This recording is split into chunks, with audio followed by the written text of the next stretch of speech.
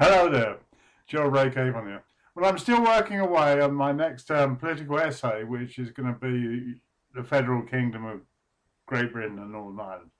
And that Federal Kingdom in which England is split up into regions which have the same power as Scotland, Wales and Northern Ireland do today. In other words, make Great Britain into a federal kingdom, not a united kingdom. Anyway, I'm still working on that. It's taking a lot of time. And I did take a bit of time in the Canaries. I went down to Lanzarote. I can from France. It's getting more and more difficult, but it was nice to sit out in the sun and have a drink at a bar. €1.50 beers for a pint are still there, guys. They're waiting for you. I promise you, you're not going to be unwelcome because of Brexit. Anyway, let's get back to what I was going to... This isn't going to be that which I promised. This is going to be a rant. And it's a rant which I think is fully justified. I've always thought Brexit is a bollocks, but it's a done deal now. I mean, we can't go back on it. It can't be undone for 10 years, something like that. However, there's something that can be undone, and it should be undone before the European Parliament has even considered the deal under which Britain is actually operating with the European Union. And that is that Britain should rejoin straight away the customs union and the single market. And if they don't rejoin the customs union and the single market, it will mean the end of the United Kingdom. It will become the United Kingdom of England. It will split the country up if they don't fix this. This is the one U-turn Mr. Johnson must make before he leaves office. There is no doubt whatsoever that the current chaos we are seeing in Kent is just the beginning. The chaos will become so great that it will destroy supply chains. It will destroy businesses. It will mean that production of motor vehicles in England will probably disappear forever. Now, that is what is at play. We are talking about millions of jobs if you do not rejoin the single market and the customs union. And I promise you, this is the truth. And I'll explain a little bit more. I already mentioned in the intro that I have a master's degree from the École Supérieure de Commerce de Paris, ESCP. And it's not to blow my own trumpet. It's to prove that I'm not talking out of my arse. In 1992, which is quite a long time ago now, I presented my major dissertation, which was a paper to study the application of world-class manufacturing techniques to the production of high-tech computers. Okay, that was my paper. And one of the major parts of that paper was manufacturing techniques, and one of the subjects I covered in that paper was just-in-time manufacturing and all the other undos of Japanese manufacturing methods. But just-in-time sums up a lot of Japanese manufacturing methods. Okay, just-in-time, what that consists of is making sure that you never have any stock more than you need in a factory. So that means that you have the trucks arriving with the parts to go into the motor car or the aero engine. You have them arriving 2 to 3 hours before they're actually needed on the production line. There's lots of good reasons for this. You could go on for hours, but let's put it that way, that this is the way the system works. And all modern manufacturing, be it of aerospace engines or practically anything that's complex, is now done using Japanese manufacturing techniques, of which the main part is just-in-time manufacturing. Okay, now, if you have trucks stuck in shit and piss-filled lorry parks in Kent, then the parts aren't going back, they aren't coming in, and that will cause disruption to manufacturing in the motor industry or the aerospace industry. It already has. It has already stopped production lines at Nissan's factories, and this is just the beginning, because at the moment what you have to understand is exports going out of Britain are being checked. This is the reason for those gigantic lorry parks. But as of today, and practically almost certainly for all of 2021, no import checks are being made on trucks coming into the UK. That means if you buy a coat online in Europe, now in the UK, you will receive a bill for customs and also for customs clearance and also for the VAT. Everybody's noticed this is happening. However, if you wanted to bring a truck full of those coats into Britain, there's no customs control, so you can bring them in and pretend they were something else and not pay any VAT or customs on them at all. That's the truth of what's happening today. They're controlling exports from Britain, but not imports.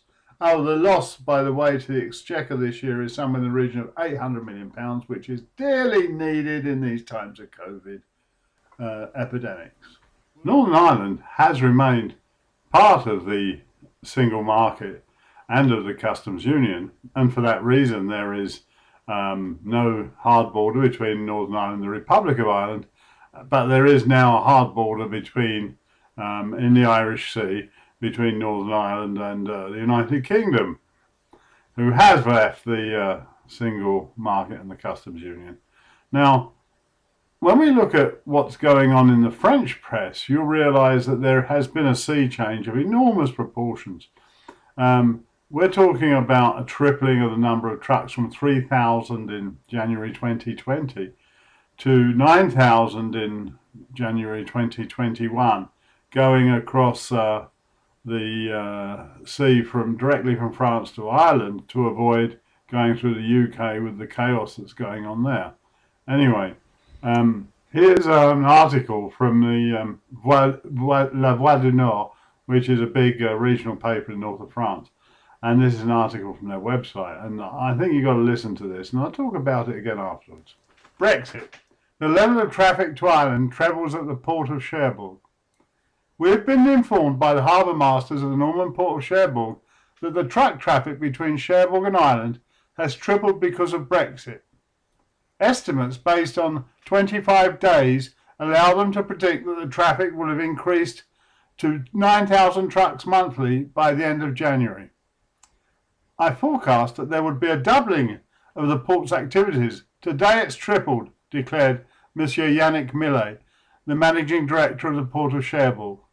The truck traffic will be at a level of 9,000 trucks a month going to Ireland by the end of January, against a total of 3,000 for January 2020. All the ferry companies, Irish Ferries, Stena Line and Brittany Ferries, have increased their sailings on this route. In spite of this additional capacity, all the ferries are full, added Monsieur Millet. From the point of view of the dockers, Monsieur Millet continued, we have switched from a situation where the dockers were on part-time furlough all through 2020. Brittany Ferries have been badly affected by the pandemic and had temporarily closed the Cherbourg UK route, to where we are now employing these people full-time and even training new dockers. All this is thanks to the British being totally unprepared. The crossing between Ireland and Cherbourg, the nearest major port to Ireland, takes 17 hours. Going from Ireland to the continent by traversing the UK is quicker. But since Brexit, this means leaving the EU and requires customs formalities. The main question is to know whether the traffic with Ireland will remain at this level, explains Monsieur Millet. Today, given the total chaos on the English side, transit formalities are so complicated that we are now taking all the traffic flow from Ireland to continental Europe, he explains. Carriers are really worried with loads of trucks having been blocked on entry to the UK, he continued. Monsieur Millet finished with, we can expect that eventually the UK will get their act together, but I believe that the direct traffic will remain a lot higher than it was before Brexit. In fact, this is a bit of a forced economic reunification of Ireland in a lot of ways. Already, since the Good Friday Agreement being part of the single market and the customs union, it has meant that agricultural business there is almost totally cross-border. And this is one of the reasons we couldn't have put a hard border across Ireland again, because the cooperation is what keeps the peace in a lot of ways, I think. So now those empty shelves in the supermarkets in Northern Ireland are going to be filled with goods from the south, and unless the British change, they're really stupid, that the supermarket shelves will be filled with goods coming directly into Ireland from Europe without going through the UK at all. Now, we're going to talk about incompetence here. I was a logistics manager for 9 years, and I know all about Incoterms, Carney ATAs, end user statements for American high-tech equipment. What else? Transport International Routier, TIR. And I was quite an expert in customs and customs clearance, and I got let go in June 1993 because after the single market I was no longer needed and my skill was no longer needed. Now Britain dearly needs people with skills like me. I'm a bit old, I'm nearly 70, so I'm not going to be going into it, and the expertise is not there anymore. So they're going to hire 50,000 new customs agents. Well, it's a bit fucking late, isn't it? Come on. Brexit, I remember I was in the UK the 22nd, I left on 22nd of June 2016, the referendum was next day, so it's been 4.5 years, and now you're talking about hiring 50,000 new customs agents, hiring them now. It's not like Theresa May, sorry Margaret, it's not like Theresa May ever said she wanted to stay in the single market or the customs union. The same goes for Boris Johnson. So what's this? After we know that we're going to have to start doing customs clearances as from the 31st of January, so the 31st of December. So what do? We talk about hiring 50,000 people after the fact, and the expertise no longer there. I mean, where are you going to get it from? You're going to have one officer training like 500, something like that. No, it's ridiculous. There you go, ridiculous. If we now look at Scotland, Scotland remains within the United Kingdom. It is no longer part of the single market or the customs union, very much against their will, as you can see from the results of the 2016 referendum by constituent country of the United Kingdom. Scotland voted a massive 62% to stay in the European Union. So they're really being dragged out of the European Union screaming, very much against their will. And then we look at the opinion polls for the elections coming up in May of this year, and they're currently giving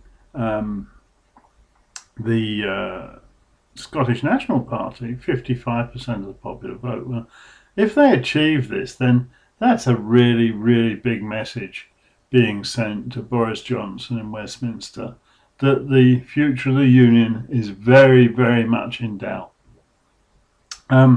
It's obvious, and there was an article even today in the Guardian saying what a big financial hit that Scotland would have to take if they did become independent. And, this is pretty obvious, and it was really the big argument against Scotland becoming independent in 2014 was they didn't have their own currency, and they didn't have a currency that they're going to put forward because the British refused to let them use the pound, the English refused to let them use the pound if there was independence.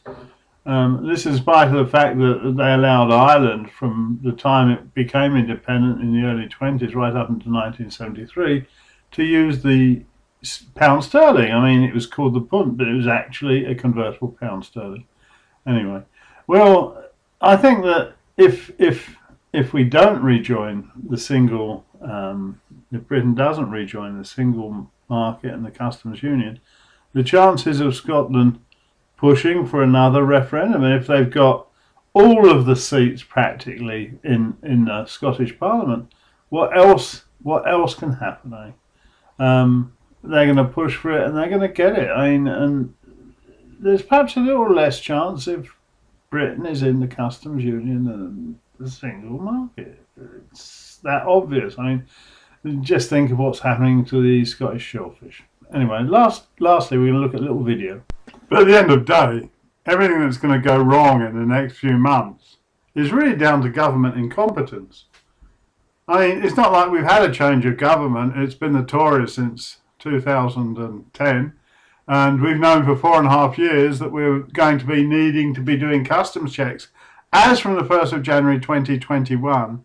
And there was no plan to hire customs officers or set up integrated customs IT systems. Nothing was done. So if we see the loss of 2 to 3 million manufacturing jobs and all the cost to the government that will involve in universal credit, that means that all that is down to those loss of jobs is down to government incompetence. There's nothing else that can describe what has gone on here. Not only that, but that incompetence could lead very easily to the breakup of the Union of Great Britain and Northern Ireland. In the Northern Ireland is being pushed into the arms of the Republic. I mean, it's quite amazing, really. If you don't buy the goods from the south, then your shelves are going to be empty. And Scotland, I mean, you know, the amount of feeling there that, you know, we should have stayed in the customs union and the single market. And the City of London would love for Britain to stay in the single market and the customs union so that they could perhaps keep their financial passports and keep all those bright, shiny office towers in London full of people. At the moment, they're drifting off. They're going away. And it's down to government incompetence. They should have stayed in the customs union. They never said in the Leave campaign they were going to leave the customs union and the single market. In fact, they said they stay in it. So, and this could lead to really bad financial problems for Britain. And one thing that could push Scotland over the edge is if Britain has a financial crisis due to government incompetence, which is what it will be down to. Let's be really, really honest about it. If we have a financial crisis, that could make the case for Scottish independence much easier to push, because if the pound's gone down the drain, there goes my British retirement. If the pound's gone down the drain, let's look at some figures. I use The Economist a lot for my research. I've been a subscriber for 27 years. I don't always agree with their views, but one thing is sure, that they get a lot of things very, very right. And I'm putting this slide up as an indication. They called in December 2006, they called the subprime crisis, which occurred in September 2007. So 10 months before, really.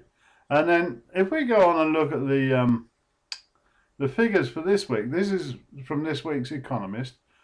And we look at the gross domestic product, we see it's down by 8.5%. At the end of last year, it was down by nearly 20. And you'll notice that of all the major economies which are listed there, it's the one which took, apart from Spain, it took the largest hit to the gross domestic product. In Spain, it's because of the lack of tourism, hit very badly by that. But the really worrying one is if we go to the right, to the budget balance, which is showing up at 19.7%, which is obviously the worst of all the major economies. Also, Britain is looking forward to a lot of lost tax revenues from the city, from additional spending on universal credit because there's going to be a lot more unemployment. And this went from zero last year, just 12 months ago, this was zero. It's going from 0 to 20% nearly in a year. Compared with France, prolific France, 11.3%, and knowing that a year ago it was 4%, so France has increased by 7.5%, and Britain has increased their budget deficit by 20% in a year. What was all those years of austerity for? Also, there's a big major report this week in The Economist on the city and how it's going to fare outside the European Union and what the costs are going to be in it. They talk a lot about divergence and all that sort of things and financial passports. But what is obvious is that if Britain is outside the single market, then the revenues from the sales of euro bonds, the sales of euro stocks and shares, as has been shown from the beginning of this year, are going to dwindle away. Now, that is quite a large percentage. If you look at the stuff I've underlined on this slide, you'll see that this is a lot of trade that's being lost. There's a lot of jobs are disappearing in the city as well. and they're going abroad. They're not staying in London anymore. It's a sea change, and there'll be even more by the end of the year, because part of the arrangements for keeping temporary financial passporting was that on the basis that the jobs involved would be moved to the European Union, to the new financial centre of the European Union, by the end of 2021.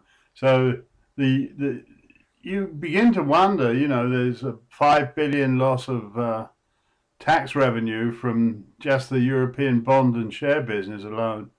And this is money the government sorely needs. And then you get to this slide, and honestly, it says it all really. And okay, you can say, well, January, teething troubles, all that, but even so, 68% reduction in exports in a month.